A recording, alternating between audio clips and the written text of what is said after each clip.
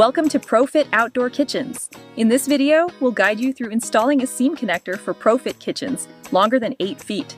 Before we jump right in, keep these quick tips in mind for a smooth build. Finally, gather up your safety gear and tools, and let's get building. We'll begin by connecting the panel labeled left side panel to the left back panel. Using the self-drilling screws from bag A, secure the left side panel by drilling from the outside of the side panel inward into the aluminum frame. Repeat the same process on the opposite side by connecting the right side panel to the right back panel, again using the self-drilling screws from bag A. Once both side assemblies are complete, bring the left back panel and right back panel sections together at the center seam location marked with an E sticker. Next, locate the two metal seam plates labeled E. Start with the smaller upper seam plate.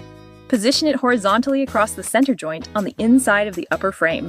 Using the self-drilling screws from bag E, secure the plate through all 6 pre-drilled holes. Now move down to the bottom of the kitchen and position the wider seam plate horizontally. Using the remaining self-drilling screws from bag E, secure the lower seam plate through all 12 pre-drilled holes, firmly connecting the 2 back panel sections. Now that the center seam and both side panels are securely connected, you're ready to install the front panel. If your front panel is also made up of 2 separate sections, follow the same process. And just like that, your kitchen is ready for the remaining assembly steps.